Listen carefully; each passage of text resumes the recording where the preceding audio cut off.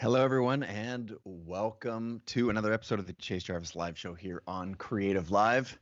Very excited to have you joining us today, and you are in for a treat. I'm well aware you're here for the guest and not for me, so a little bit of housekeeping, and then we'll get right to it. I will be your host and guide for the next 60 minutes or so, and right now we're streaming live to creativelive.com/TV, Facebook, Instagram, LinkedIn, Twitter. I don't know. Is there anywhere else you can stream to? We're streaming all over the place. And if you are watching on any one of those platforms, I see your comments. However, if you want me to see your comments first, I see those at creativelive.com/TV. You can just go click join chat up there. Just based on that's our proprietary technology, and I can see those a little faster. So I'm looking forward to forwarding on your sentiments and questions if you have them for our guest today. Maybe start out by telling me where you're tuning in from. I do see those comments in real time, so let me know where you're coming in from across the planet, and I will make sure to share that with our guest. And speaking of our guest, I'm going to get right to it. Christoph Niemann is an artist, author, and an animator. His work appears regularly on the covers of the New Yorker, National Geographic, the New York Times Magazine. His art has also been subject to numerous museum retrospectives. He's drawn live from the Venice Art Biennale, the Olympic Games in London, and has even sketched the New York City Marathon while running it. I think there's a story there we'll need to unpack. He's created the New Yorker's first augmented reality cover, as well as having hand-drawn the 360-degree VR animation for the magazine's U.S. Open issue. His clients on the commercial side include Hermés, Google, Museum of Modern Art, etc. And he's a member of the Alliance Graphique Internationale in 2010. He was inducted into the Art Directors Hall of Fame. You're starting to, I mean, I could just continue to read the accolades of this particular creative hero, but rather than doing that, maybe we just welcome him to the show. And Christoph Niemann, please. Really bad right now. Welcome to the show. You getting some feedback? Is that what I just heard? I can only hear you chopped up right now. I have no idea what is happening. It was pretty good. Can you hear me? Can you give me a thumbs up? I can hear you.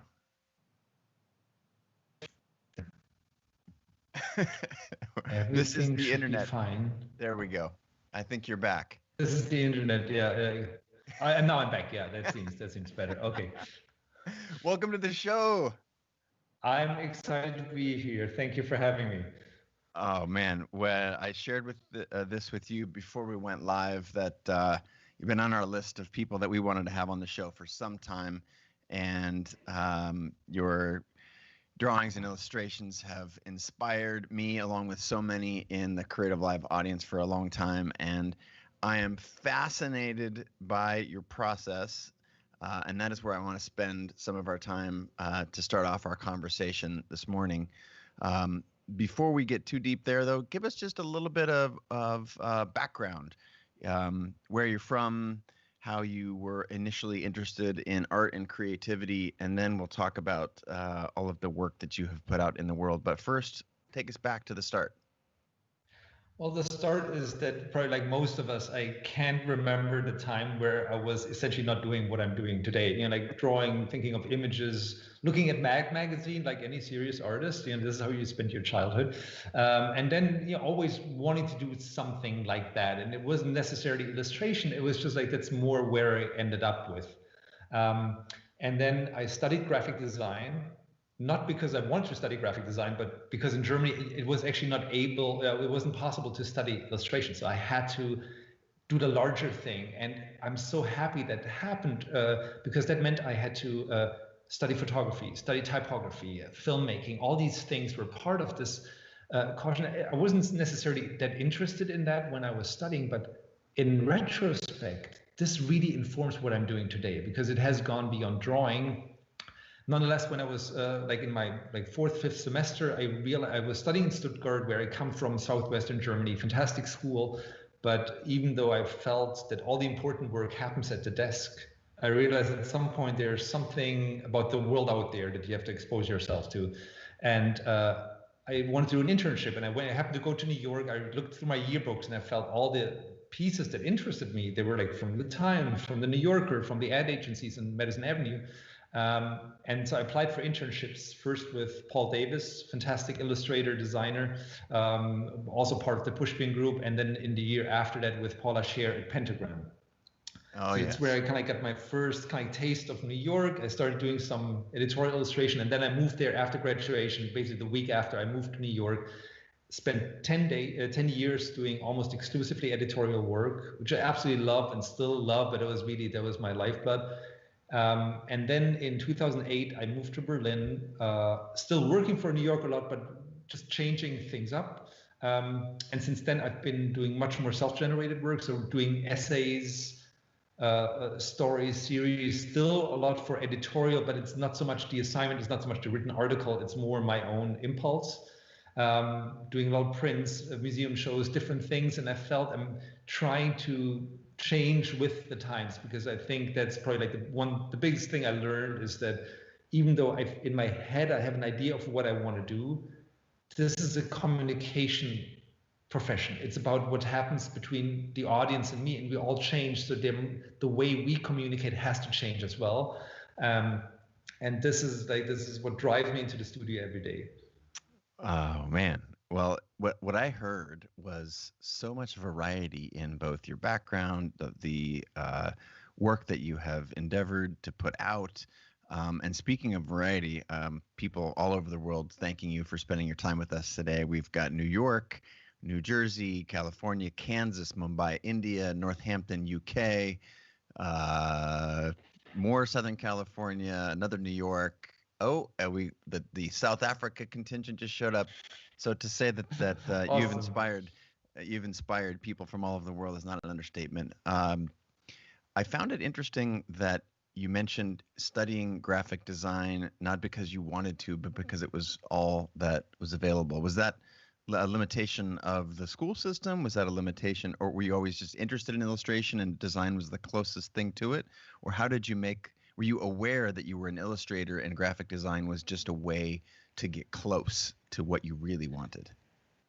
Well, I have to be really precise. I didn't want to become an illustrator. I want to become a black and white illustrator. Wow. Because my youth was growing up with felt tip pens, and I hated them because you could never really do proper, flat color. And black and white, when you work with ink on paper, that's the only way you can do perfectly sexy black white shapes that looks like it was printed. So I was really on a warpath with color, because this whole messy watercolor thing, markers, these magic markers where everything looks cloudy. I hated that. So if it would have been for me, I would have wanted to study ink, black and white illustration. So everything else was a compromise. No, but the study system in Germany, you study when you're a little later. So I was, I think, 21 or so. I had to do social services before. And then it's really 4 semesters of basic education, a lot of drawing, and then all the other things I mentioned. And then basically automatically do a master's. And then that master was in illustration, but the whole system was built on the idea that you have to do illustration on the foundation of graphic design. You get a graphic design degree, but this is something I wholeheartedly agree with, that when you work as an illustrator, especially today, you need to have a view from the entire context. I couldn't think of doing illustration today without moving images. This is by now, I think that I guess when you're in the middle of your career, you might get away with, but if you're a young illustrator and you don't have some moving imaging qualities in your portfolio, I think you're in trouble. Thinking in the context of typography, of graphic design is so vital. You don't have to do it professionally all the time, but I think you have to have an extremely firm sense of that. So in retrospect, I think that was the only way to study illustration, with that padding from all these different sides. Well, you've named so many of the folks that are just absolute icons in graphic design. Also, folks who are on CreativeLive. You mentioned the folks at Pentagram, Michael Beirut, Paula Scher, both taught here at CreativeLive. And if you're a designer, I would steer you toward some of those classes. Was that an early childhood dream to put yourself in the context, if you will, the folks who were leading the charge? And at what point did you move to the U.S.? You mentioned that the stuff that you liked was coming out of the New Yorker, the editorials, and a lot of the advertising on Madison Avenue, where folks like Michael Beirut and Paula Scher were leaders. At what point in your career did you see that and come to the US? And was that an important move in your development to put yourself amongst the, the thriving global, I guess maybe the centerpiece of the work that you wanted to do? How important was that? It was hugely important, and I don't consider myself like an extremely adventurous person who kind of, oh, I'm just going to go to a different country where I don't really speak the language, don't really have the kind of like the cultural background. And it was at first it was the internship, and so I do this internship. I find myself in New York on Paula's team, and then they always had the lunch at Pentagram in a room, and all of a sudden you sit across from Michael friggin' Beirut, like for lunch, and hear him talking. And he's one of the wittiest, smartest. Like he's an incredible designer. He's also an incredible writer on top of which is kind of unfair. And I was like, this is real, because I didn't assume I would go there and have these interactions. It was more, I go to New York, but that you actually end up kind of having contact was mind-boggling. And there was this moment at the end of my studies where everybody in Stuttgart, it was kind of, you go to Berlin or Hamburg. That's where the big advertising agencies were, or Frankfurt or Berlin had the media. That was kind of like what you would do. And I felt that, at this point I was 26. And there's this amazing thing when you're 26, where you kind of know what you're doing. You studied, so you kind of like, you have the basic craft, but your pain threshold is so incredibly high. Like it's just not when you're 40 or even 35. And I sensed that, and this is something I'm kind of proud of, that I sensed at the time, that this is a unique chance where you can do something as insane as moving to New York. Where, of course, the whole apartment thing was a nightmare, the work permit, all these things. If I had to go through that stuff again today, I wouldn't make it. And this is something I've been telling students all over. It's like this kind of insane mix of chops and talent and craft and naivete.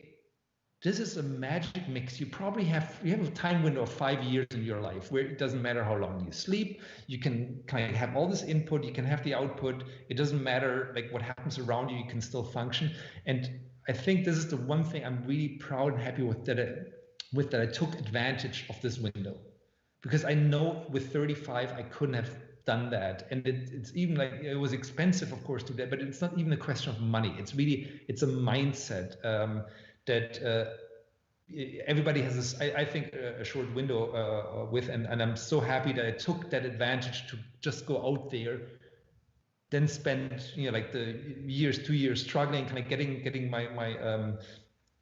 my assignments, but most importantly, really just dealing with life in New York, which is, it is absolutely insane. And then kind of slowly kind of getting my footing after that.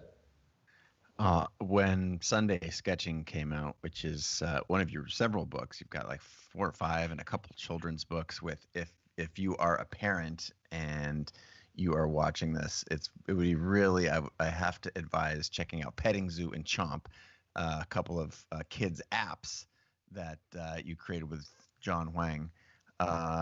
Just the breadth of your work, and you talked about the energy that you have as a, in your mid-20s, and yet here you are continuing to crank out work. And I'm wondering, is that still this mindset piece that you talked about, or is that a product of just doing what you love? And have you found your spot in the world? And if so, what would you tell other people who haven't yet found that?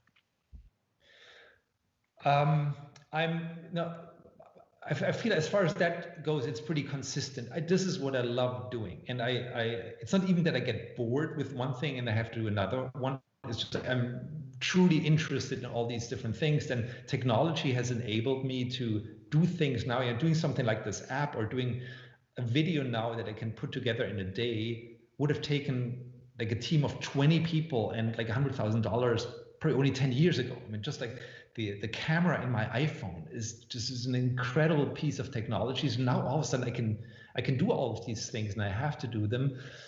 I think the biggest difference from today to maybe 10, 15 years ago is that worked a lot on a system where I can actually spend more time working and dealing less with other stuff. And this is a constant battle to kind of free up time, kind of run the studio in a way that I can really like have as much creative time at my desk as possible.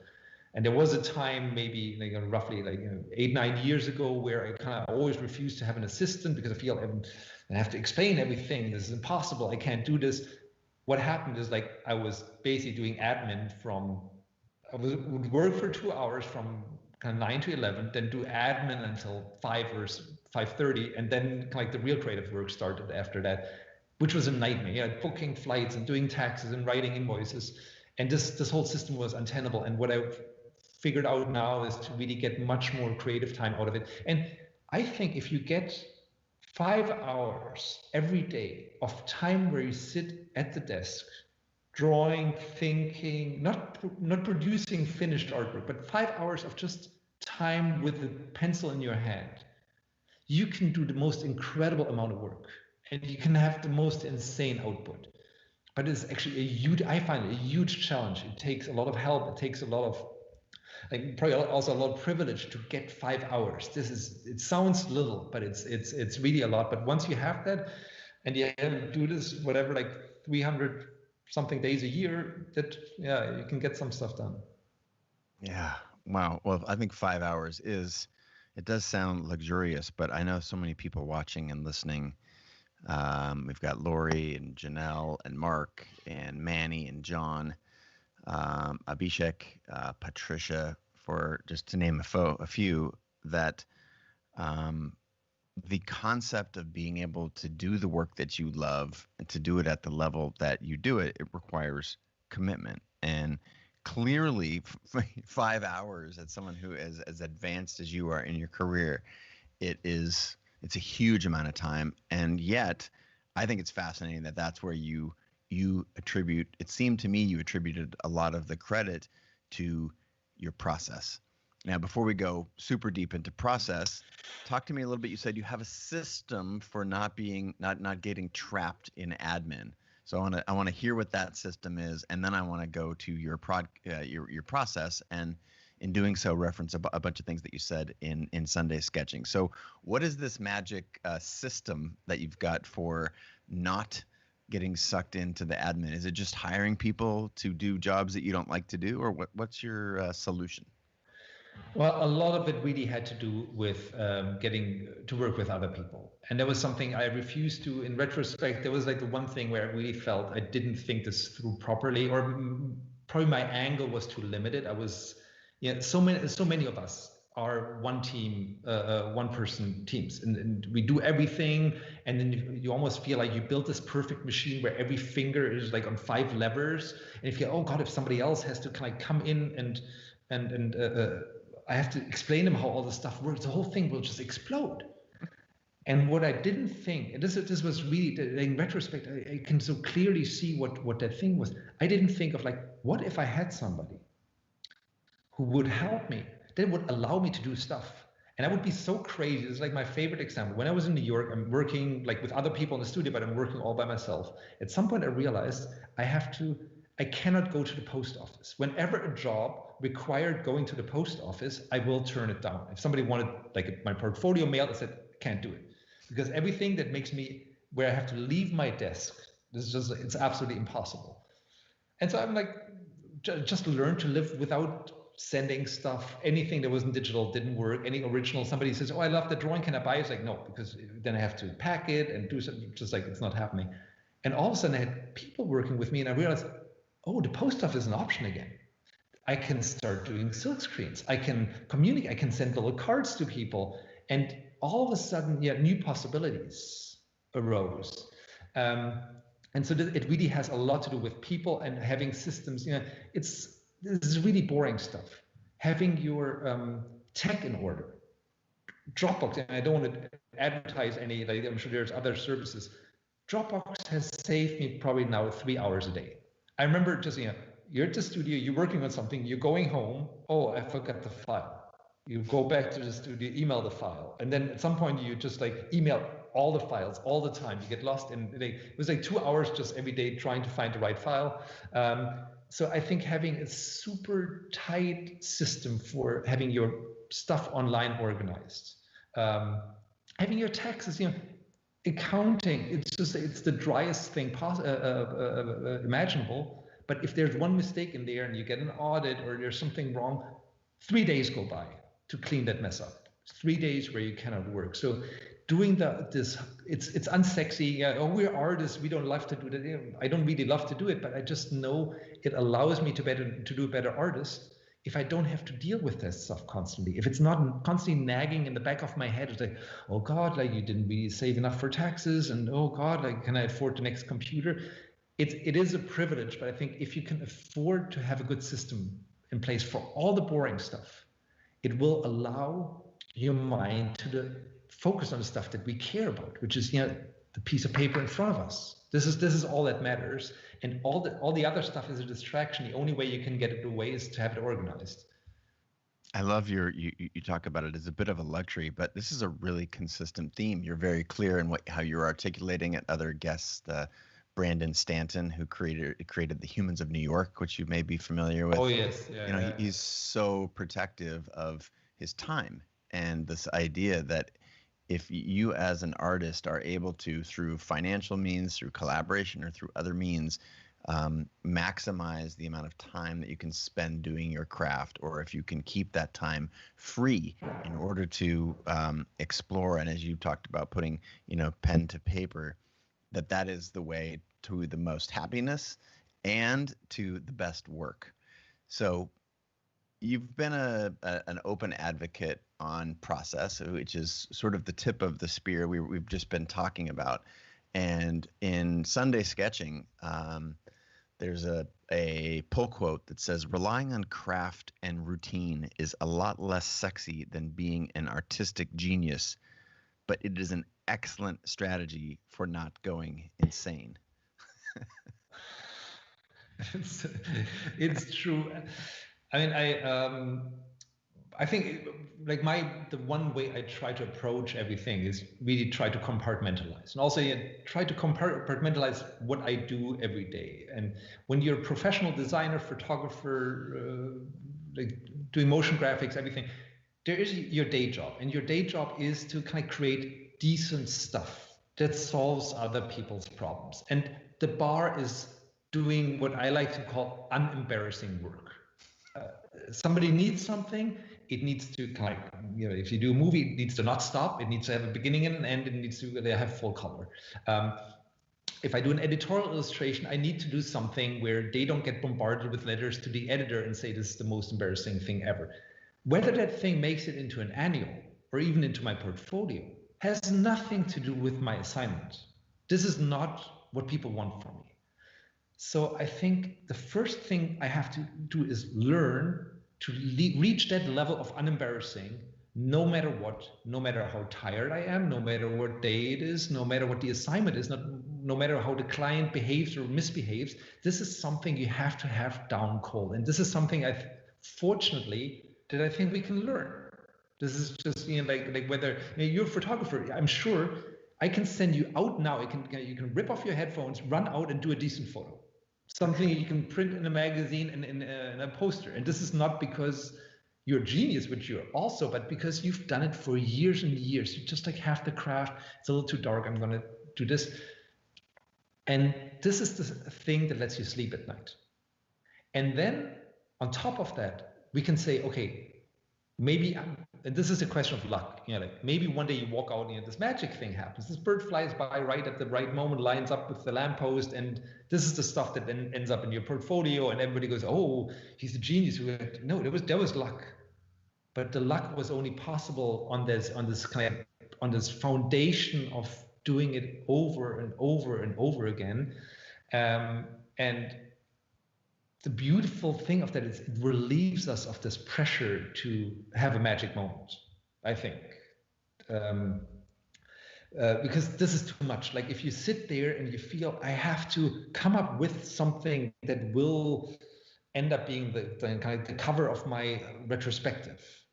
this is something that I find absolutely suffocating. But I think this is kind of often like was for me for a long time. That was my default position. It's like, oh my God, people expect like me to kind of like live up to my lucky moments, and this is terrible. And this will make it absolutely impossible to actually create something magic, I think. Yeah, I'm gonna keep reading a couple of pull quotes from the book because it's just it epitomizes what you're sharing right now. And there's some graphs here, some charts about getting good work out there in the world. And it says, even in the absence of talent and inspiration, you can, through sheer practice, become so good at art that you can reliably deliver, quote, very good work. Now, great work, that's something else entirely. For great work, you also need a lot of skill and craft, but you need something else that you can't control. The next graph has a picture of the bar chart of craft with a cherry on top. And it says, once you've accepted this, your life actually becomes a lot easier. And if you're a client, remember, all you can ask from an artist is very good work. Great work is not actually planable. Do you stand by that? No, I stand by it. And I find this very challenging. Also because I changed my work.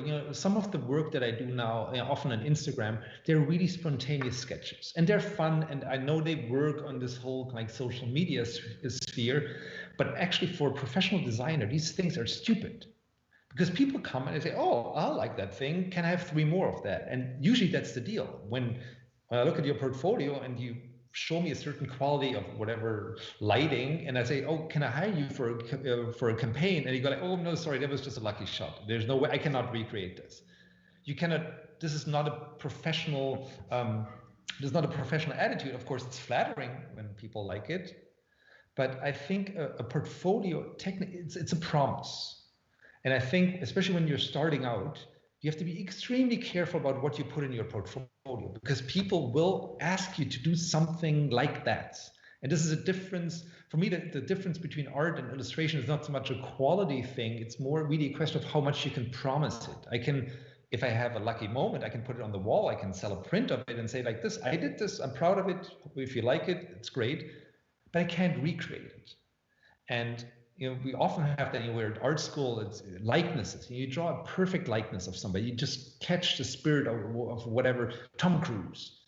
And it's just like, it's awesome. I'm going to put this in my portfolio. It's a perfect drawing.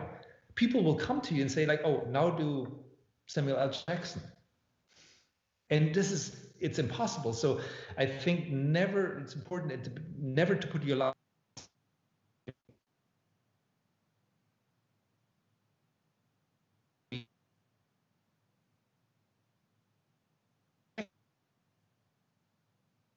Uh-oh, I think we lost him. Christoph, you're frozen. If you can come back to life, please do. We're hanging on every word.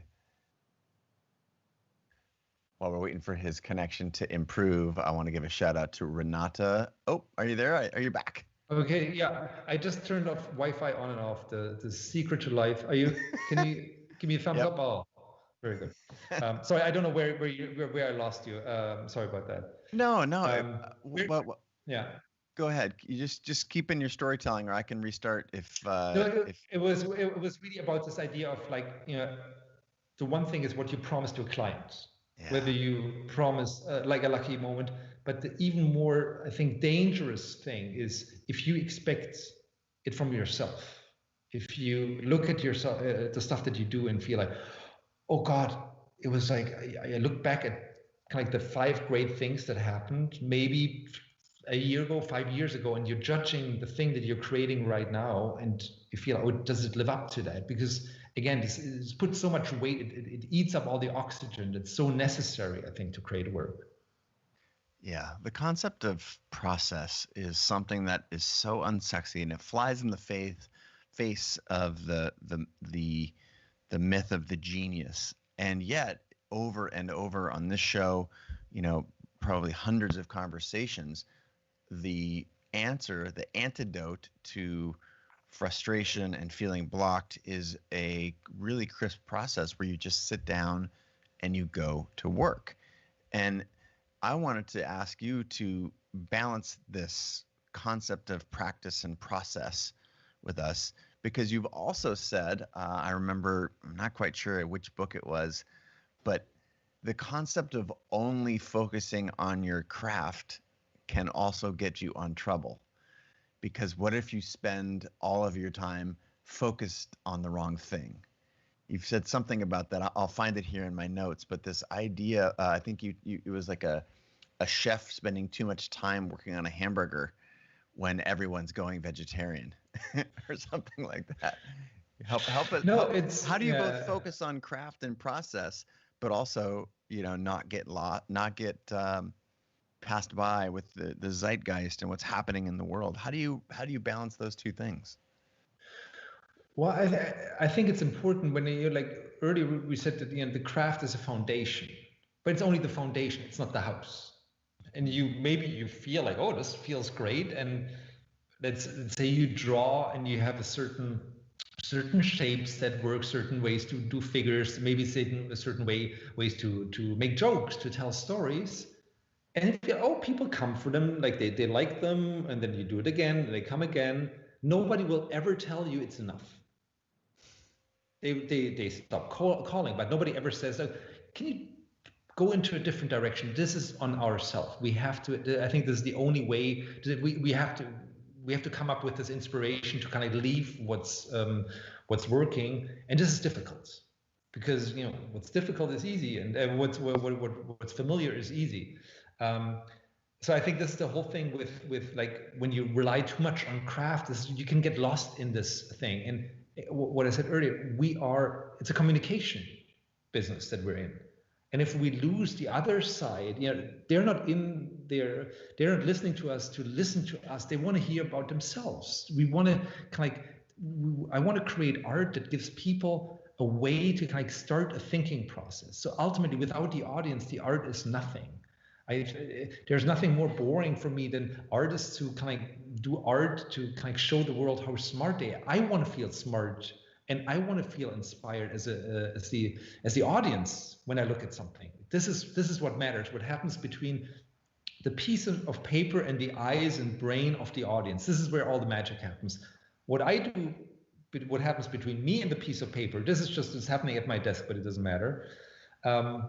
But I also, and for me, it was a very long way to that realization. I think the misconception that we have about creative work, or a lot of people have, is that we read a book and fireworks go off and we cry or we laugh or something amazing happens and we feel this is writing, because this is how we experience writing, as this surprising, emotional, makes us cry, laugh, or whatever, and we feel, okay, I'm full of emotion as I read things, so I probably have to be full of emotion as I write things, because this is my experience with a book. And so I start writing, and I go like, oh, I'm just like in love, or my heart is broken. I started writing. I'm going to produce a huge pile of crap, I think, because the reaction we get as readers and what we have to put in to cause that reaction are different things. I think if I want to make somebody cry through words, I have to very deliberately move the words back and forth. I have to set up the emotional tension, and then I have to do a twist, and I have to go down that path 50 times and say, okay, I have to hold back the information. I have to wait 2 phrases longer. I move that one adjective in and out. It's all about arranging the breadcrumbs that for the reader the firework goes off. And I think there's no better illustration than the aha moment that you have when you look at an idea. The aha moment you want to have as a reader, but to create an aha moment, for me at least, there's never an aha moment when I draw. The aha moment is lighting the fuse, arranging the path. It's a very small, unspectacular set of decisions that leads to that. To then for the reader have the other thing. And I think if you, as an artist or as a designer, sit there and try to have an aha moment in front of the piece of paper, that's when you have the writer's block. That's when you have the fear of the white page. But I think there's no way to overcome that with waiting for aha. Waiting for aha. That's the next name. The name of the next book. Oh, no, you're saying the same thing. And a guest we had on not too long ago, Roxanne Gray, who's an essayist for the New York Times, said, I'm a professional at making you feel that way. That's where my profession is, in these small moves of words, and the distance between the emotional response that you are having when you read it and the response of the creator who's creating it might be 1,000 miles, right? The work that you're doing to lay the foundation, that is the training, that is 25 years doing your craft, where you know what word order to put them in, and that does, I think, take a little bit of pressure off. But I want to shift to a different kind of pressure. And you've been very clear as a mechanism for, not getting blocked, to just sit down and do work, compartmentalize as much as you can, have some processes. And yet we are in an industry and a time, and I'll say industry by a creative industry. So that's photography, filmmaking, building businesses, all of these things, where things are accelerating, right? The size of the teams at magazines, at many of the magazines that you work at, or the ones that are the most revered in our culture, they used to have huge staffs, and now it's just a couple of folks and a handful of freelancers. And the speed of which business is sort of getting turned under and having to be reinvented, that's only accelerating. And this is so stressful for so many of the creators that are listening and watching. And speaking of, I got to give shout out to Janelle, asking us for more of this great advice. We got LA in the house. We got people all over want to know, like, our industry is continuing to change, and how, as creators, do we manage this seemingly ever accelerating treadmill of work?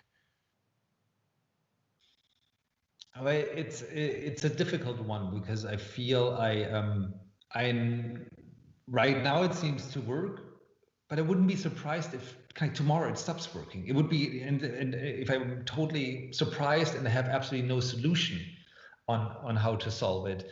So it's always a hypothetical. I wouldn't, like, if you tell me, 5 years from now it's going to be over for me, for you, for everybody, I would say yes, good chance of that happening. There's a couple of small things. Again, I think you cannot ignore technology. This is something that no matter what, we have to kind of be on top of that. It can enable us to be more versatile, reach wider audiences.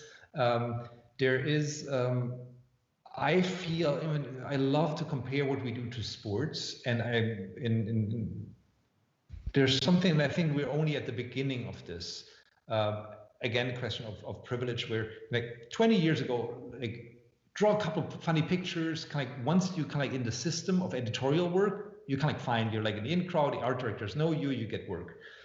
Now this is so much, the turnover is faster. You have to constantly, as you say, worry about this stuff. So you have the craft in terms of what I'm putting on the page.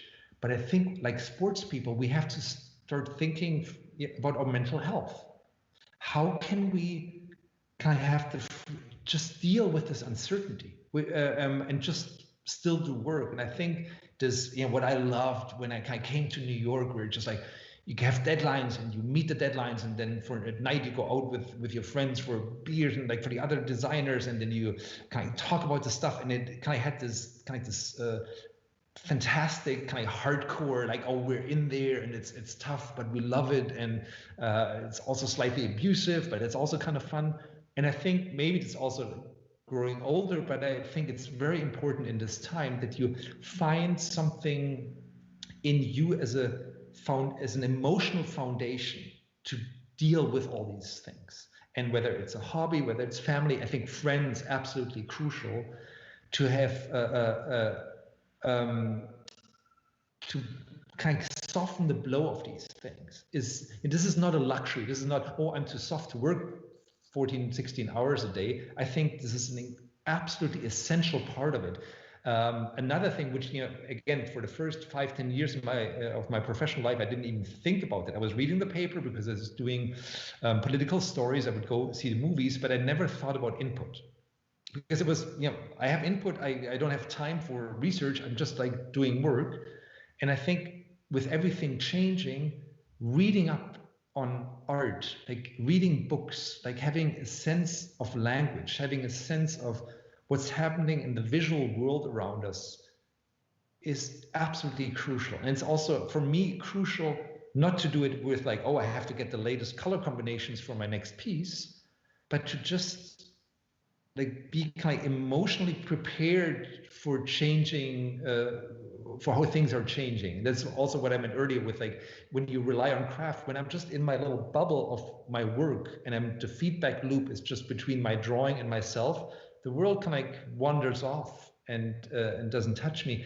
This takes time and it takes commitment to go into a gallery, to read a book. And it's not my first instinct to do that because I'm so excited to work. I would love to work 14 hours a day, not look at anything else. Sometimes I have to force myself and say like, kind of clean that brain, can I get new images in there, get away from that stuff.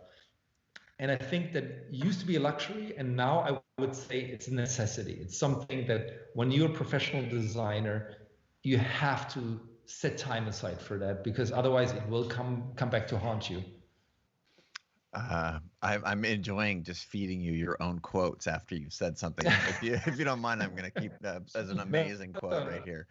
It says, "Right now I'm blissfully busy, but I'm aware the party can end very quickly.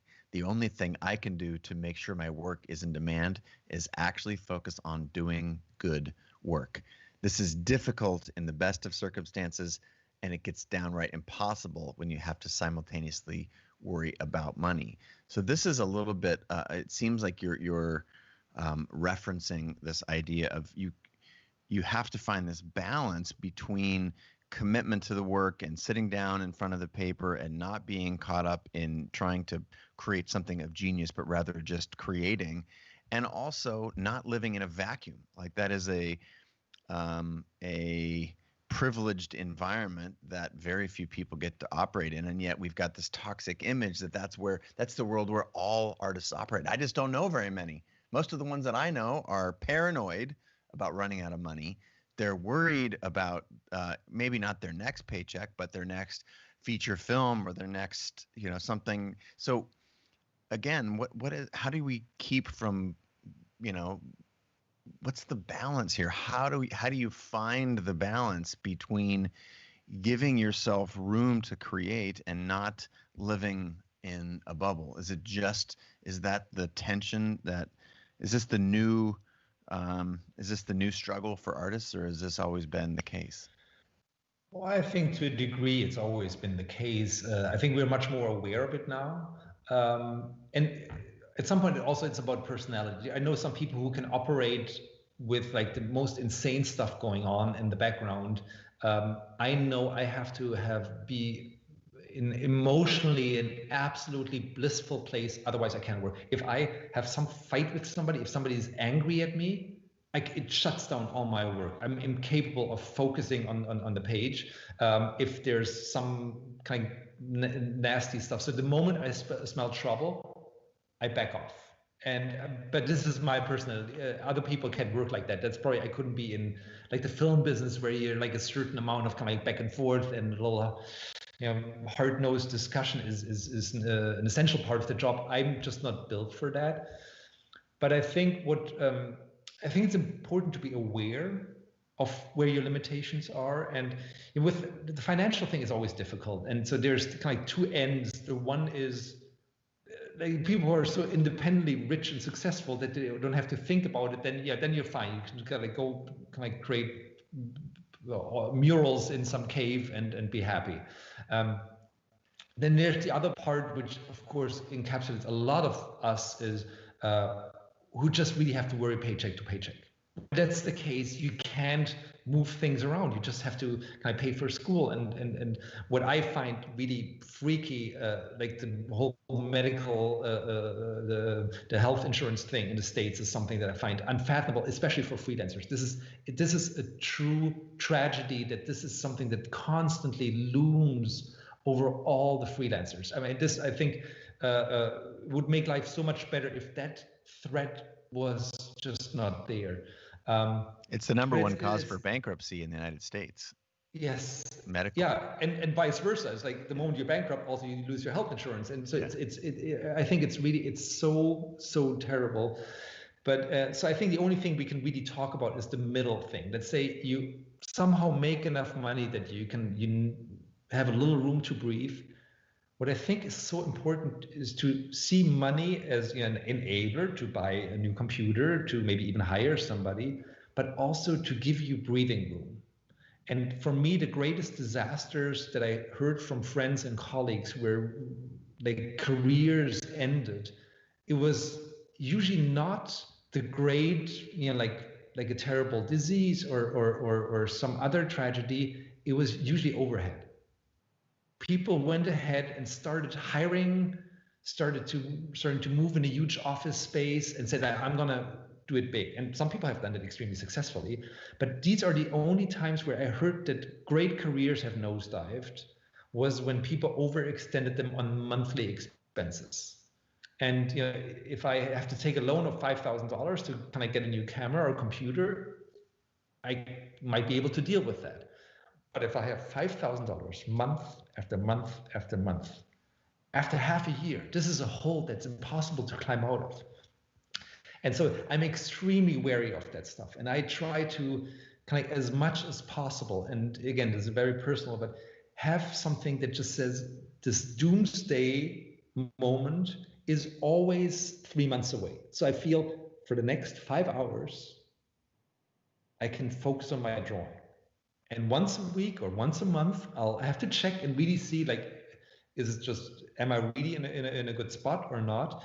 But I think keeping that kind of that scary moment a few months out, this will allow you to every day kind of go into a place of uninterrupted creative work where the whole financial worry doesn't seep in. I think if you can do that, this is the most essential luxury, like better than the fastest computer and the greatest cameras. If you can afford this level of mental freedom that just like 3 months of expenses in the bank can give you, this is the best the best equipment you should shoot for, I think, as a freelancer.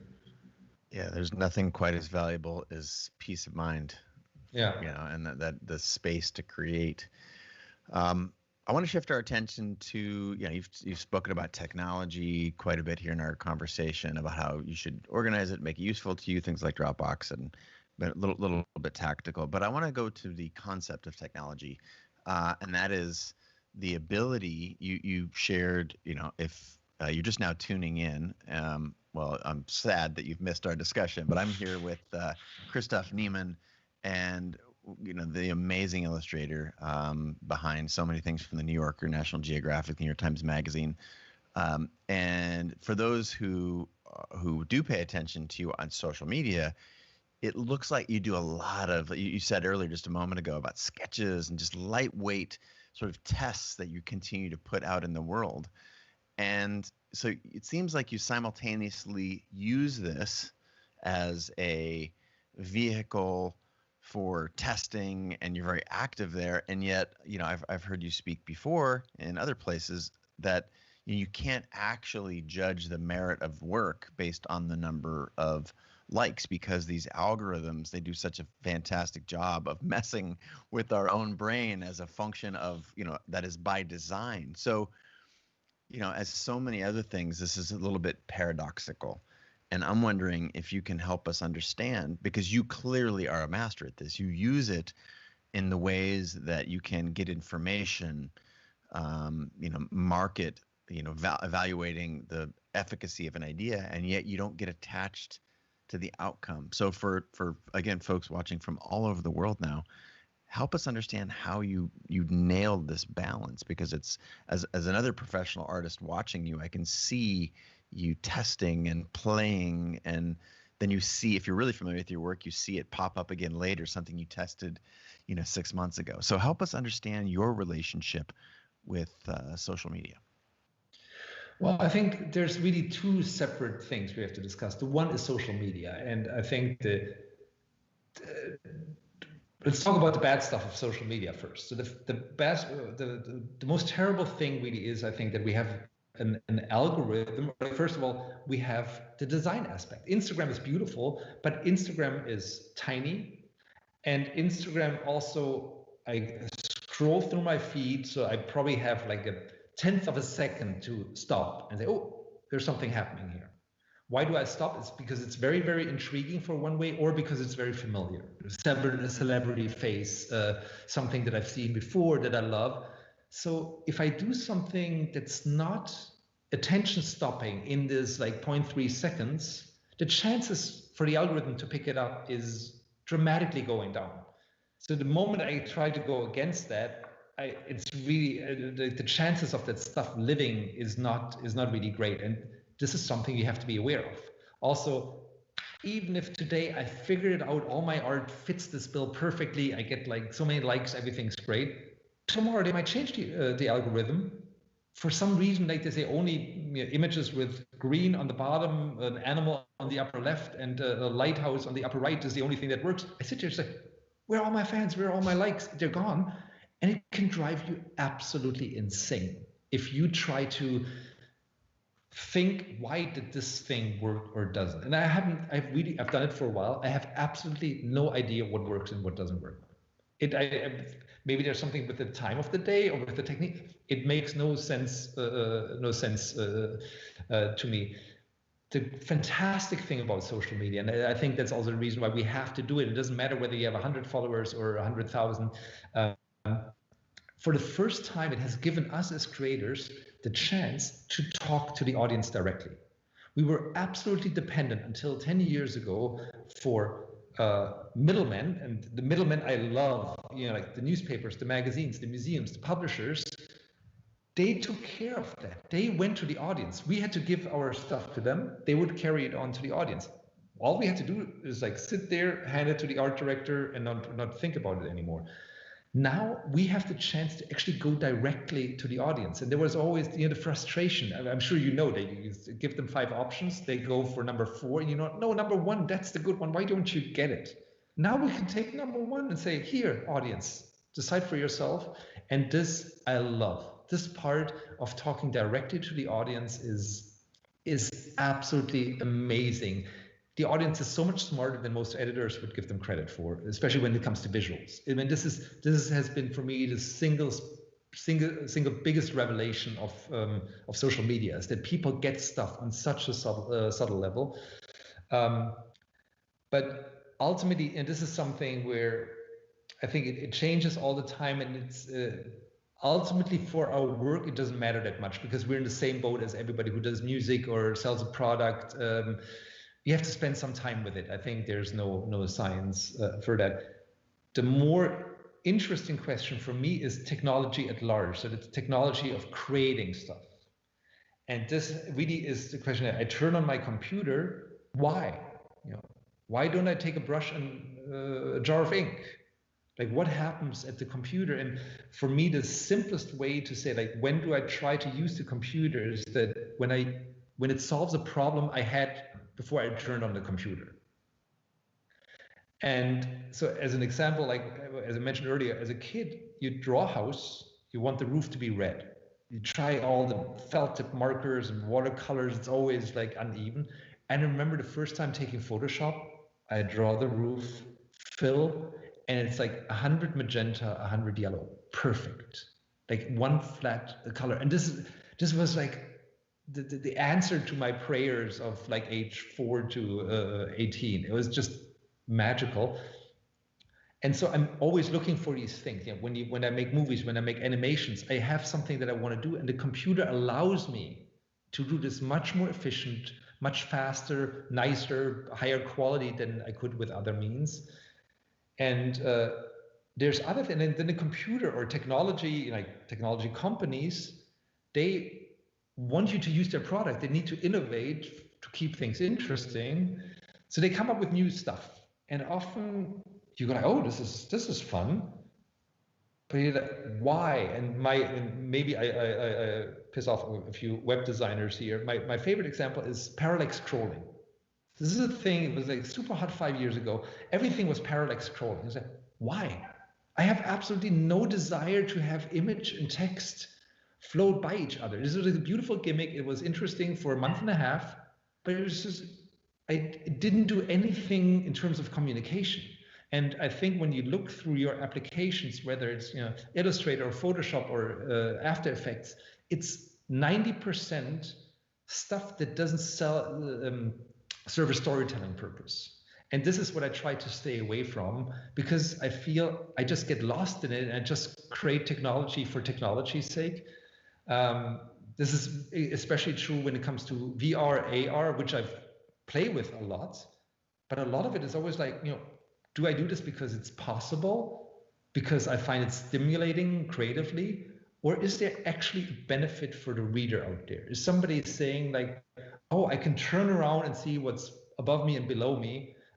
This is make my experience better. And as much as I love VR, I have to admit, I was never sitting in a James Bond movie and say, gee, I wish I could turn around and see what's happening on the top of that building there. I don't care. I want to see what's happening right in front of my eyes. I want the director to pull me right to that thing. So I think VR and AR are fantastic. They are fantastic opportunities, but I think for this kind of like narration, surprise-based storytelling, they're not great tools. And I think we're drawn to them because they're new and they're sexy. But I think it's very important for us to be very critical of all the shiny new things in front of us. Now that applies to so many things, to cameras, to cinema, to like the size of the production does not equal the quality of the work. The expense, of your tools is not a correlation to what you can produce. But I have to interrupt you here. Please. With cameras, it's a totally different animal, because cameras are so sexy, and I just wish I could afford to just buy new cameras all the time. Just like get like one of these new chunky things and different lenses. I don't care what they produce. I probably like my images look the same with all of them. I think the only difference is the resolution. But I just love it's so much better than getting a new application for the computer. But I'm sure you have that experience, right? Oh yeah, so many times you start getting the new cameras just because of the new cameras and not necessarily the features. Like, oh, the new Pro Nikon just came out. I've got to get that one. And you don't even know why. You just, as a professional, that's, I guess, one of the things that you're... It's a fantastic excuse. Yeah. I think that one of the few great benefits of being an artist, like art supply stores. And just like getting all those brushes and all the stuff that I never use. But it's just, I just love that so much. It has very little artistic benefit, but oh God, it's so sexy. I love it. This is going to be a short leap, but speaking of sexy, I was so moved by your feature segment in the series Abstract on Netflix. And one of our mutual friends, the producer of that, Scott Dadich, who's also been on the show. If you're just tuning in, you can go back and find a previous episode with just Google my name and Scott's name. But he produced an amazing series, co-produced on Netflix, called Abstract: The Art of Design, in which you were one of the featured creators, along with a handful of other people who are also amongst the best in the world at their craft.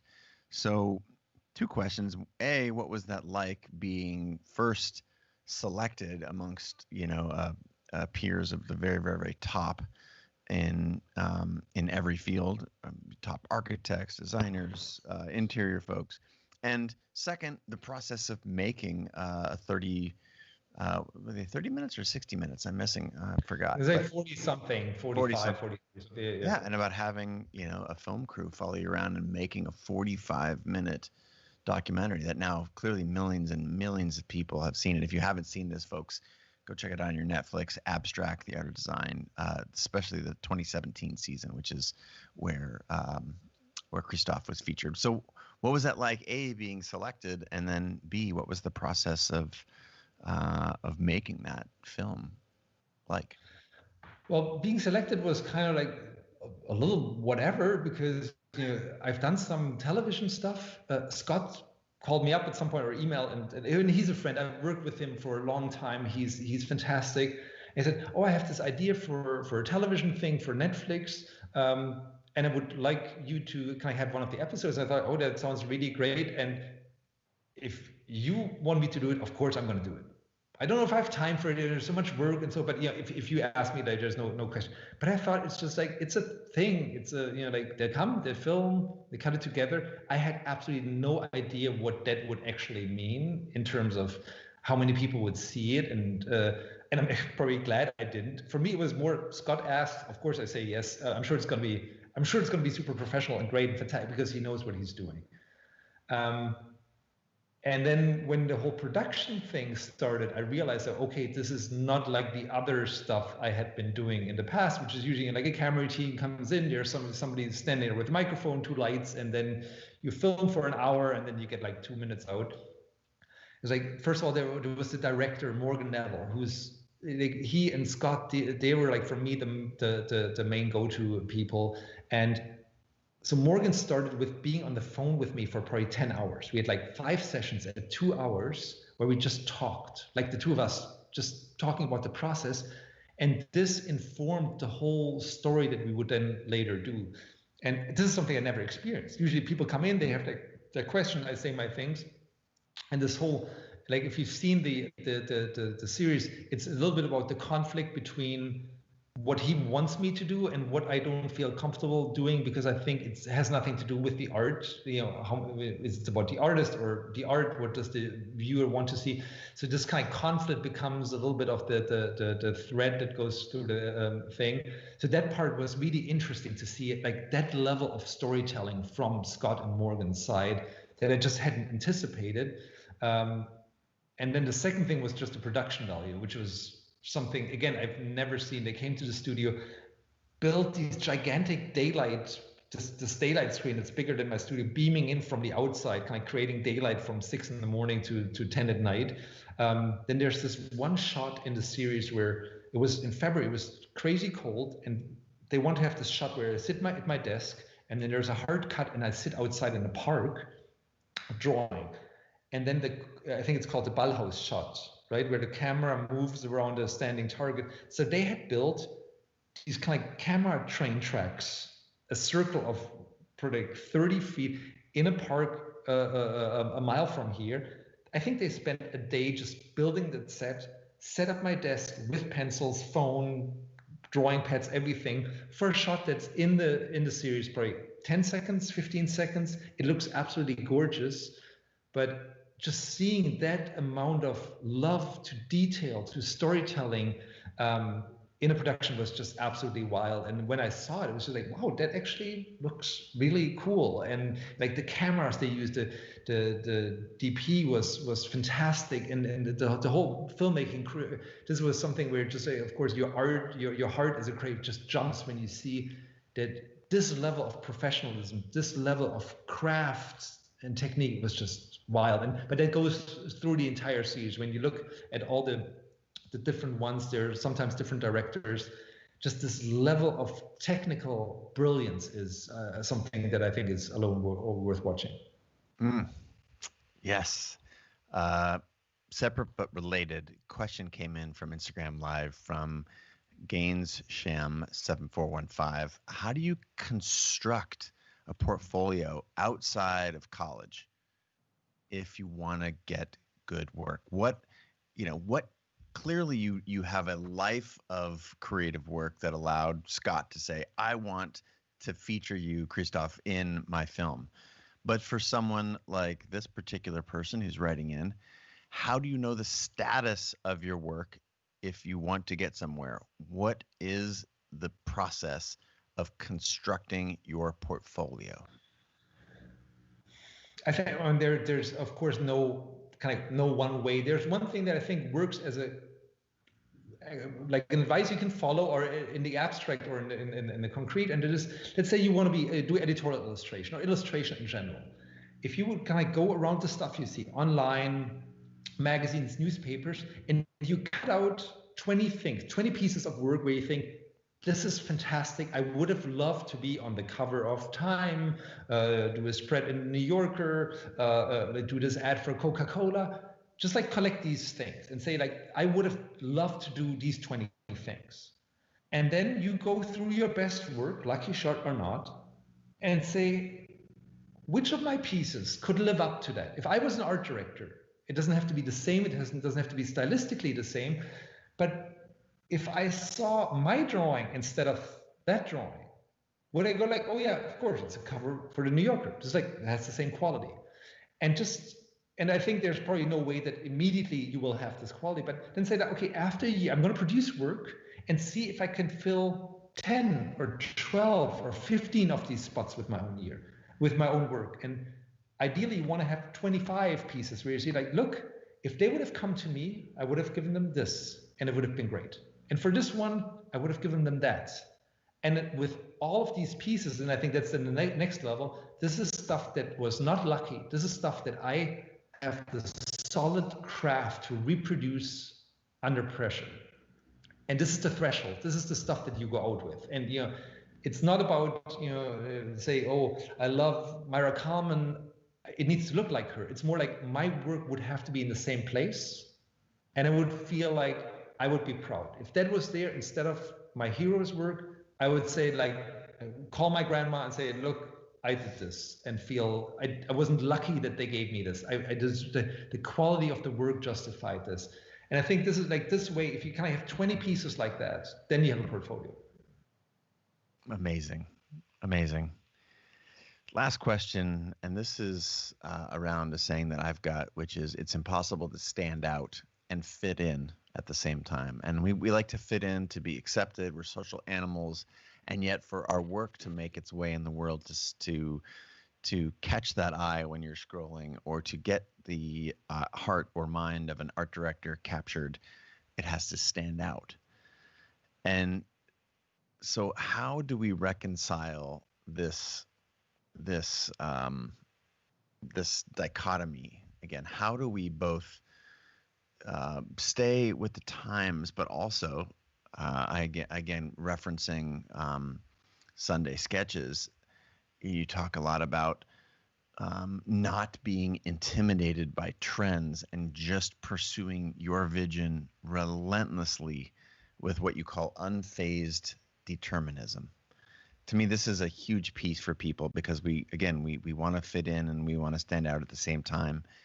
How do you think about that, and how do you manage your time between sticking to your guns and abiding by your inner true vision, and also not being completely irrelevant?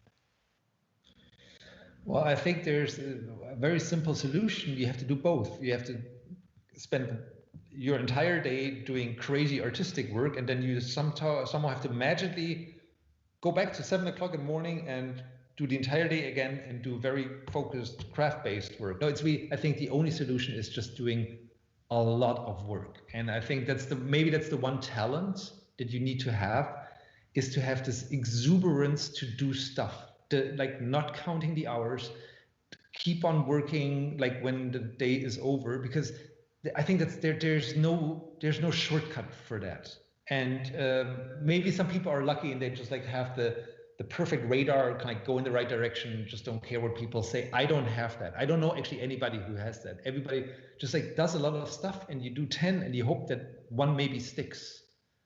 And I think this work ethic will create work relations, which a career is not made by an outlier. I can make one drawing and it goes on Instagram and gets like a gazillion likes and maybe gets me 1 million followers tomorrow. This changes nothing. Yes, the next one I will always get like a certain. If the work I do after that is boring, like my career is over. So I think the consistency is really what makes what creates your career. And yes, that means every once in a while something needs to be a little bit more exciting than some stuff. You need these magic moments. But I think the consistency this is the stuff you should worry about. I think being able to deliver, being able to kind of having a rhythm that allows you to put in these or find these 5 hours, then the rest actually, it sorts itself out quite surprisingly once you have that. And that will then create work relations. People will start trusting you and they call you not because of your Instagram post from last night, but because they know they worked with you before. They know you can deliver, you can make their life easier. And this is, I think, 90% of what we do is we have or like what gets me and you the next job is people can sleep at night because they call us. This is the one thing on your, it's just like, and if people associate your name with, oh, if I call them, I can calm down a little bit, then you're safe. Then I think then your career is in an extremely fantastic position. Well, spoken right there. You heard it from the one and only Christoph Niemann. And if you've just tuned in, unlucky for you, we're signing off, but this will be continually replayed and a drop again on audio here on the Chase Jarvis live show at the CreativeLive. Christoph, thank you so much for spending an hour with us today. Your work is at the top of the Illustrator pinnacle around the planet. So inspiring. And I just want to thank you for taking your time to inspire all of us. We've got, again, people tuning in, New Zealand, South Africa, just saw Florida in the mix. Thank you so much for being here today. And if you needed to direct people, or if I asked you rather to direct people to your coordinates on the internet, where are some places where we would go to find more about you or more of your work, in addition to what I've mentioned, the series Abstract on Netflix? Where else would you steer folks? Well, my website is christophniemann.com, easy enough. And then I'm the handle is Abstract Sunday on Instagram and Twitter and Facebook. So these are the easiest places to find me. And thank you so much. I mean, this was a lot of fun, and I'm flattered by the amount of preparation you must have done to find all these quotes. And so this is a fantastic compliment. And yeah, so I just want to encourage you, when you say these names of the cities, of course, like in this day and age, like not being able to travel is it's really breaking my heart. But just like a huge shout out to all the designers around the world. And for me, one of the greatest things I learned when I traveled is you go to a different country, you can barely communicate, find a similar language, but the relief of finding that no matter where you go, we all struggle with the same thing, but we all get excited for the same thing. Like we all drawn to what we do because there's this excitement in visuals. And so let's hope that all the insanity out there cannot break that. And yeah, thanks for putting on that show to keep that excitement going.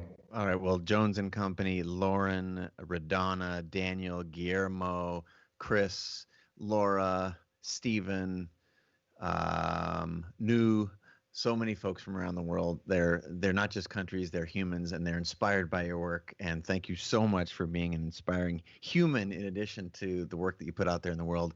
And we'll make sure to follow up, and we'll get you the audio. We're going to make so many good little excerpts from this. You've dropped so many nuggets, so we'll share those with you in the not too distant future. And again, everyone in the world, thank you so much for tuning in, and please do yourself a favor and follow Christoph everywhere you can, because it's pure gold. Christoph, thank you so much. Signing off. I hope you have a fantastic. Thank you. Thank you. Thank you so much for having me. And thank you all for listening. Bye.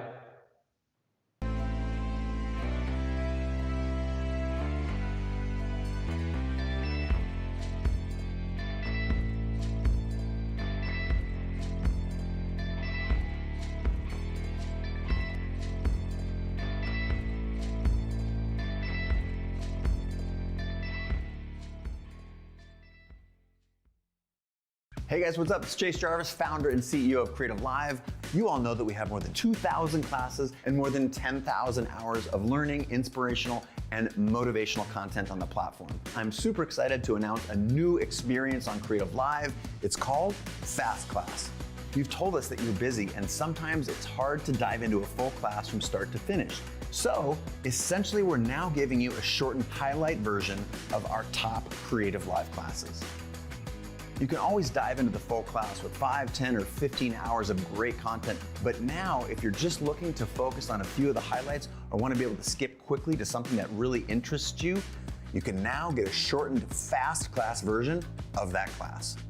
We're also thinking this might be able to help you explore a new craft and save time while doing it. This is a great tool to curate your learning experience to help create the life that you seek. So you're probably thinking, great, how do I access this new experience on CreativeLive? That's easy. All you have to do is be a subscriber to the Creator Pass, and then all this is yours.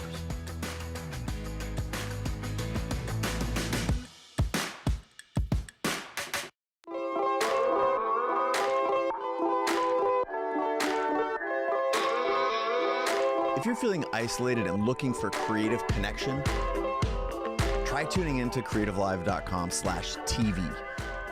That's where we've got a 24/7 live stream from the kitchen counters. I can do that backlit shot that I really like to do. From the studios